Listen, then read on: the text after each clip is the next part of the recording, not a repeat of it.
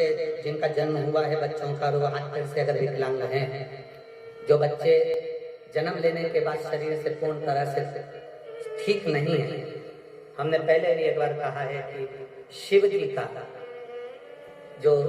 सरसों का फूल होता है, शंकर भगवान को सरसों का जो फूल होता है, सरसों का जो फूल होता है, वो सरसों के 108 पुष्प देवादिदेव महादेव को समर्पित करते, शंकर भगवान को वो पुष्प समर्पित। सरसों का फूल न मिले तो बाबा का, देवादिदेव महादेव का कभी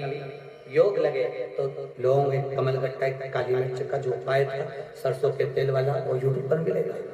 प्रयास करना, उसके साथ में मेहनत करना। एक बीमारी हो जाती है जिसमें बच्चों की नसें बंद होती चली जाती है, लोगों की नसें बंद होती चली जाती है, वो लकवे से भी बेकार बीमारी है, जिसके अंतर्गत शरीर की नसें काम करना बंद कर देती है, धीरे धीरे हाथ पैर लुस्त हो जाते हैं, शरीर काम करना बंद कर देता है, जिसका इलाज विदेश में भी नहीं हो, भारत में, विदेश में भी नहीं हो, भारत में।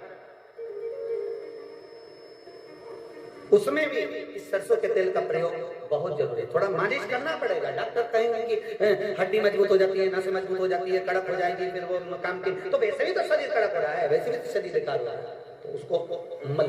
उस पर नाभि में 2 बूंद डालकर तेल मालिश करें। शिव जी का अगर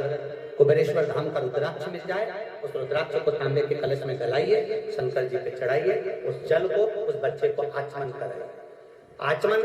तो बच्चा हाथ पैर से विकलांग रहता है या पैरालिसिस हो जाता है, लकवा लग जाता है, तो सीहोर का जो रुद्राक्ष मिलता है, उसका जो पानी आप देते हैं